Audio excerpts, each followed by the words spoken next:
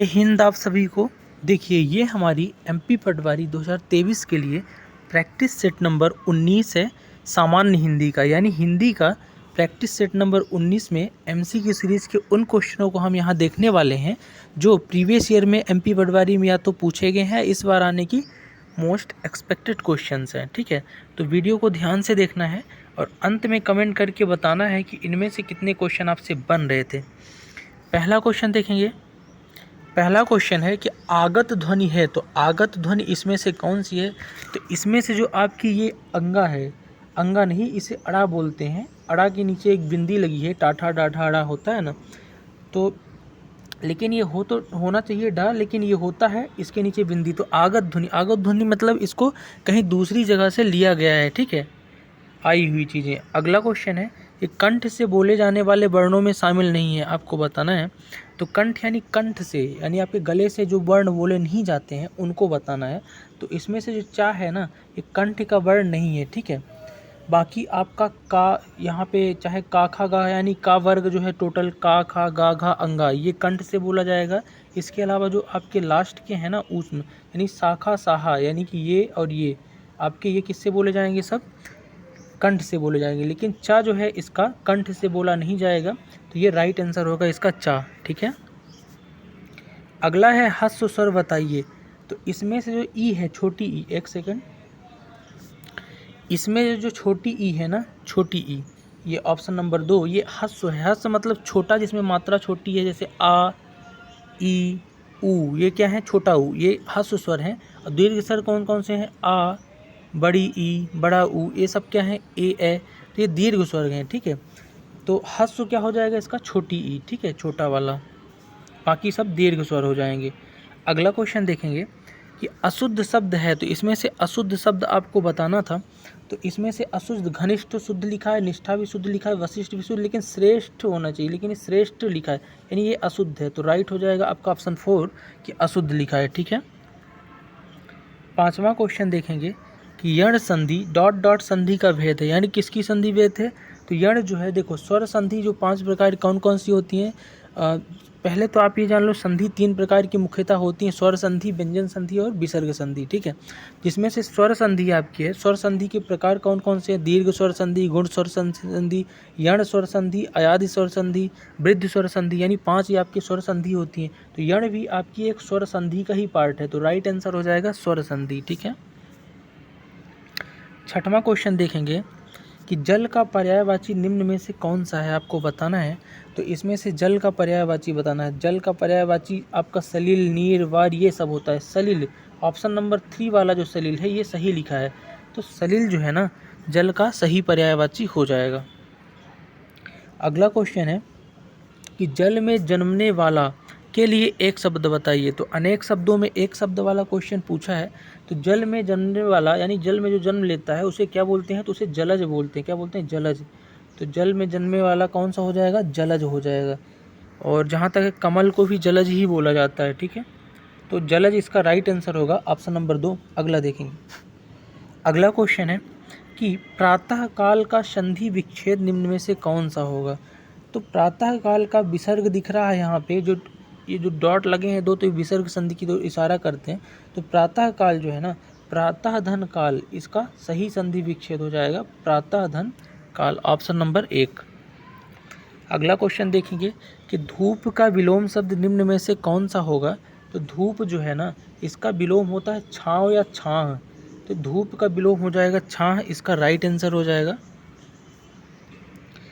10वां question है कि परि उपसर्ग से बना शब्द निम्न में से कौन सा है? पहले आप उपसर्ग समझो। उपसर्ग वो शब्दांश होते हैं जो किसी भी शब्द के शुरू में लग के, प्रारंभ में लग के उसका रूप बदल दें, उसे उपसर्ग कहते हैं। अगर यही ऑप्शन प्रकाश में उठाऊं तो प्रकाश में आपका प्रा उपसर्ग दिख रहा, इसमें प्रा उपसर्ग दिख रहा प्रभात में, इसमें परि दिख रहा सीलन में, यानी कि परिधन सीलन। अब इसमें सीलन क्या है? आपका मूल शब्द है सीलन, और इसके शुरू में क्या लगा है? पर, यानी परि उपसर्ग बना, और परि उपसर्ग ही पूछा था। तो ऑप्शन नंबर 3 इसका राइट आंसर हो जाएगा, परि उपसर्ग वाला, परिशीलन। ठीक है, तो उपसर्ग वो हैं जो आपके किसी भी मूल शब्द के शुरू में लग के शब्द का अर्थ बदल दें। ठीक है, तो परिशीलन राइट आंसर हो जाएगा। 11वां क्वेश्चन देखेंगे यथार्थ शब्द में निम्न में से कौन सा समास है? तो यथार्थ में समास बताना है। तो यथार्थ में जो आपका हो जाएगा ना, ये आपका अव्ययी भाव समास हो जाएगा। कौन सा समास हो जाएगा? अव्ययी भाव। अब समझना, जैसे मान लो यथागत, तथागत, जितने भी शब्द यथा तथा ये सब है ना, तो अव्यय होते हैं, सबको पता है हिंदी के अव्यय हैं। तो अव्यय से शुरुआत होने वाले जितने भी समास हैं, मतलब शब्द हैं, वो अव्ययी भाव समास हो जाएंगे। इसलिए यथार्थ क्या हो जाएगा? यथा से शुरू हो रहा तो अव्ययी भाव समास हो जाएगा। ठीक है, अव्यय वाले। 12वां क्वेश्चन है कि 3 तेरा होना मुहावरे का अर्थ निम्न में से कौन सा है? तो 3 तेरा होना, कहते हैं ना कि ये सब 3 तेरा हो गया है, इसका मतलब ये कि तितिर बितिर हो गया, यानी कि रैंडमली सब बिखर गया है ना, ऑर्डर में नहीं है। तो 3 तेरा हो गया, तितिर बितिर हो गया। ठीक है, अगला क्वेश्चन है 13वां कि ढकोसला शब्द का शुद्ध रूप निम्न में से कौन सा है? यानी ढकोसला का शुद्ध रूप बताना है आपको।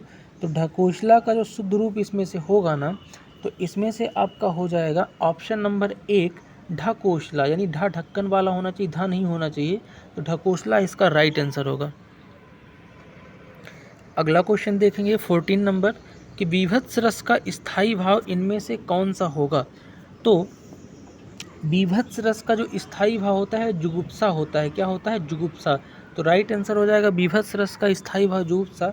और इसके अगर मैं उदाहरण की बात करूं तो आप लोगों ने ऐसा उदाहरण सुना होगा कि काग द्वारा अंगुल कतर कतर, मतलब कि ऐसी चीज़ों के बारे में वर्णन करे जो बहुत ही भयानक हो। कहने का मतलब ये कि किसी की सड़ी गली लाश पड़ी है, उसको कुत्ते खाट रहे हैं। तो इस तरह का वर्णन क्या है? बीभत्स रस में आता है, जिसका स्थायी भाव जुगुप्सा हो जाएगा। ठीक है, अगला क्वेश्चन की तरफ बढ़ेंगे। अगला क्वेश्चन है कि जान श्याम घन श्याम को नाच उठे वन मोरा में कौन सा अलंकार है? सही विकल्प चुनिए। देखो, पद है कि जान श्याम घन श्याम को नाच उठे वन मोरा, इसमें अलंकार बताना है। तो इसमें से जो आपका अलंकार होगा ये होगा भ्रांतिमान अलंकार। कौन सा अलंकार हो जाएगा? भ्रांतिमान अलंकार। ठीक है, 16वां क्वेश्चन देखेंगे कि रेखांकित शब्द के लिए सही विलोम शब्द चुनकर रिक्त स्थान की पूर्ति करें। अब शब्द क्या है? देखो, पेड़ सजीव हैं किंतु उनसे बनी चीज़ें डॉट डॉट हैं। अब डॉट डॉट में क्या आएगा? तो पेड़ सजीव हैं किंतु उनसे बनी चीज़ें डॉट डॉट हैं। ये देखो, पेड़ तो सजीव होते हैं, लेकिन सजीव का विलोम पूछा है, रेखांकित ये सजीव ही रहा होगा। तो सजीव का विलोम होता है निर्जीव, यानी पेड़ सजीव है लेकिन पेड़ से बनी हुई चीज़ें निर्जीव हैं, होती भी हैं। अगर पेड़ से कागज़ बनता है तो निर्जीव हो जाता है। ठीक है, तो निर्जीव इसका राइट आंसर होगा। 17वां क्वेश्चन देखेंगे कि जिस पर मुकदमा चल रहा हो उसके लिए एक शब्द में क्या कहेंगे? यानी जिस व्यक्ति पर मुकदमा चल रहा है उसे क्या बोलेंगे? तो उसे बोलते हैं अभियुक्त।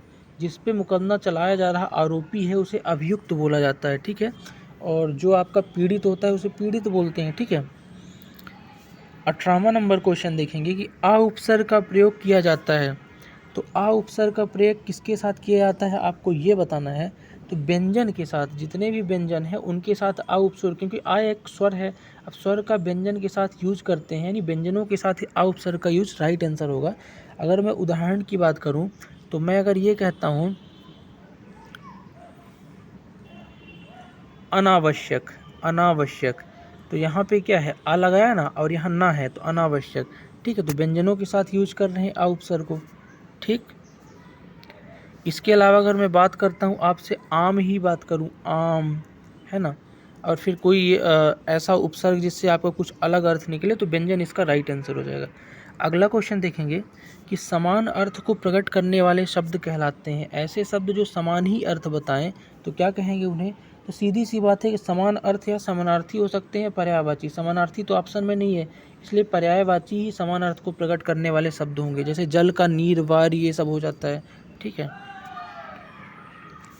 आज का लास्ट क्वेश्चन है कि चरण कमल का सामासिक विग्रह बताइए। तो चरण कमल का सामासिक विग्रह होता है कमल के समान चरण, यानी कि ऑप्शन नंबर 3 इसका राइट आंसर हो जाएगा, कमल के समान चरण।